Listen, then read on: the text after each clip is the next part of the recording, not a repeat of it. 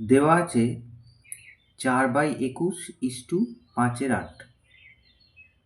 এটাকে পূর্ণ সংখ্যার অনুপাতে প্রকাশ করতে হবে। তাহলে এখানে অনুপাতের দুটো পদই ভগ্নাংশ। তাহলে এই অনুপাতটাকে আমরা পূর্ণ সংখ্যার অনুপাতে প্রকাশ করব। তাহলে এটা কঠিন কিছু নয়, সোজা ব্যাপার। প্রথমে আমরা এটা লিখি 4/21:5-8।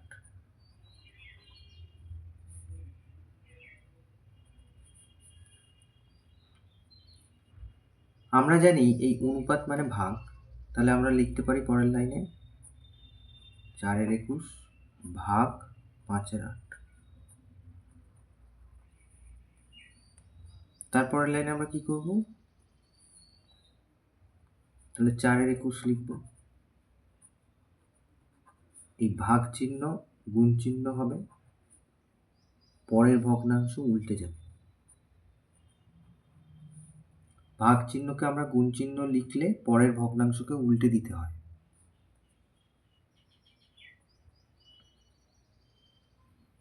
তাহলে এটা হলো। তাহলে এখন আমরা দেখব কাটাকুটি হয় কিনা। তাহলে এক্ষেত্রে কাটাকুটি হচ্ছে না।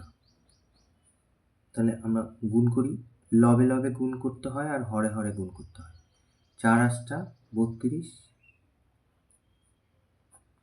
আর এই দুটো গুণ করলে 5×1 5, 5×2 10। তাহলে 32/105।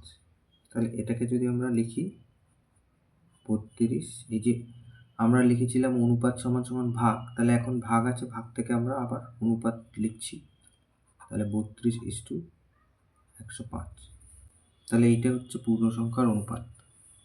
তাহলে এই যে অনুপাত ছিল, এই অনুপাতটাকে যদি পূর্ণ সংখ্যার অনুপাতে প্রকাশ করি তাহলে উত্তর হয় 32:105।